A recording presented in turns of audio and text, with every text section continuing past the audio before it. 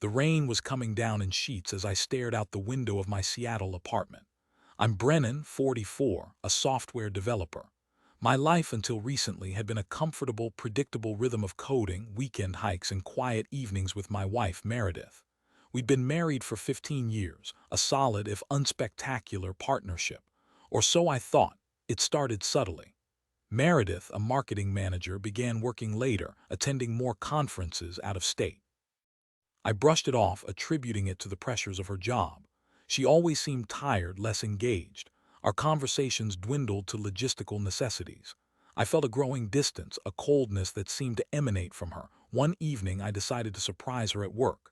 I brought takeout from her favorite Thai place, a small gesture to reconnect. The receptionist looked surprised to see me. Meredith, she left hours ago, Brennan. I think she had a dinner meeting downtown. Doubt gnawed at me. Meredith hadn't mentioned a dinner meeting. I called her cell, straight to voicemail. I tried again and again, nothing. I drove downtown, slowly cruising past the restaurants she frequented for business lunches. No sign of her. Finally, I spotted her car parked in front of a small, dimly lit Italian restaurant I'd never heard her mention. My heart clenched. I parked across the street, my hands clammy on the steering wheel. I watched and waited. An hour passed, then another. Just as I was about to give up, I saw them. Meredith emerged from the restaurant, laughing, her hand intertwined with a man I didn't recognize. He was tall, handsome, with a practiced, easy charm. As they kissed goodnight, a wave of nausea washed over me. It wasn't a friendly peck. It was deep, passionate, intimate. A kiss meant for someone you love, someone who wasn't me. I drove home in a daze, the rain blurring the city lights. I felt like I was watching my life crumble in slow motion. I sat in the dark, replaying the image of that kiss, the casual intimacy of their body language. I couldn't reconcile it with the woman I thought I knew. Meredith came home around 11, her cheeks flushed. "Long night," she said, her voice a little too bright. The meeting went longer than expected. I stared at her, my throat tight. I wanted to scream, to accuse, to demand answers, but I couldn't. I was paralyzed by shock and disbelief. I simply nodded, mumbled good night, and went to bed. I lay awake for hours, the image of that kiss burned into my brain. The next few weeks were a torturous dance of suspicion and denial. I tried to act normal, to pretend I hadn't seen what I saw. But the distance between us had widened into a chasm. I found myself obsessively checking her phone, her email, searching for evidence. I hated myself for it, but I couldn't stop. One afternoon, while Meredith was at work, I finally cracked. I went through her laptop, something I'd never done before. It felt like a violation, but I needed to know. I scrolled through her emails, her browser history, my hands shaking. Then I found it, a folder labeled Project Phoenix. Inside were dozens of emails between Meredith and a man named Jasper. They were explicit, intimate, filled with longing and desire.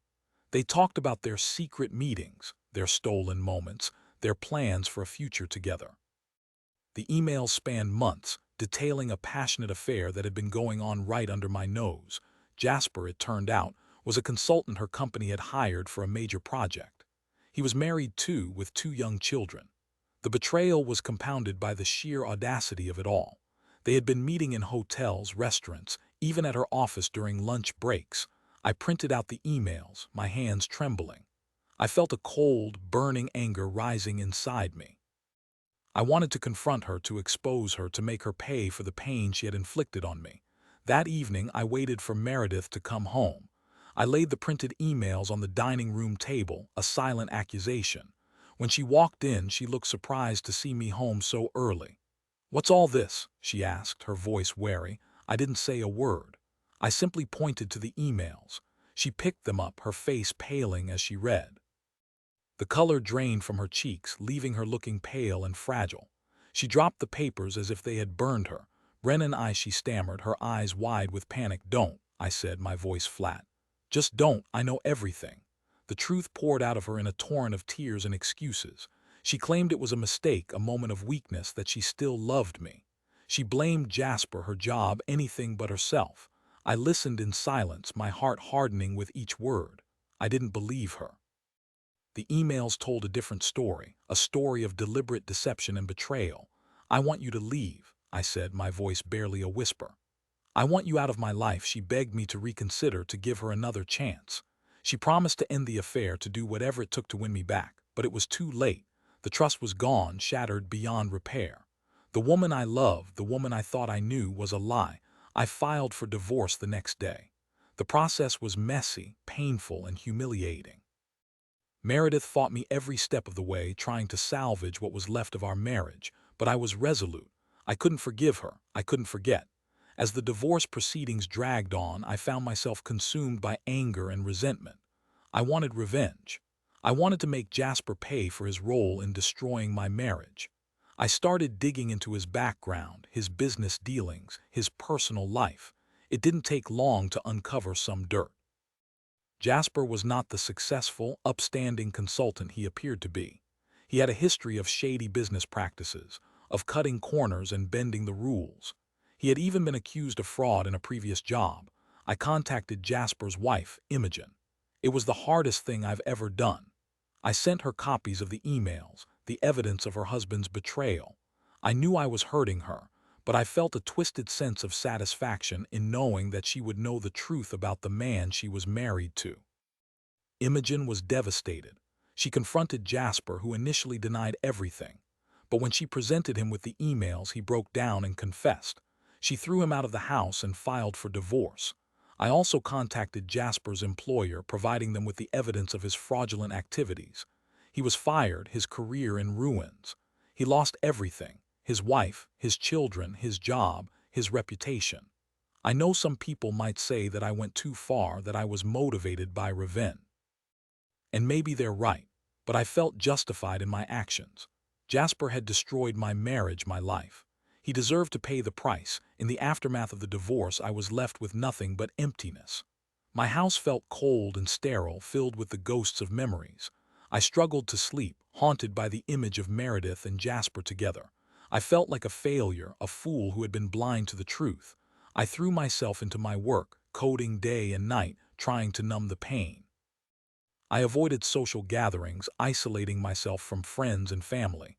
I didn't want to talk about it, to relive the humiliation. One day, I received an email from Imogen. She thanked me for exposing Jasper's lies. She said that knowing the truth had allowed her to move on, to rebuild her life. She asked if I would be willing to meet for coffee. I hesitated. I wasn't sure I was ready to face her, to confront the consequences of my actions. But I agreed. We met at a small cafe near the waterfront. Imogen was beautiful, but she looked tired and sad. We talked for hours, sharing our stories of betrayal and heartbreak. We found solace in each other's company, a shared understanding of the pain we had both endured. Over time, Imogen and I became close friends. We supported each other through the difficult process of rebuilding our lives. We went on hikes, attended concerts, and shared quiet dinners. We laughed, we cried, we healed. Eventually, our friendship blossomed into something more.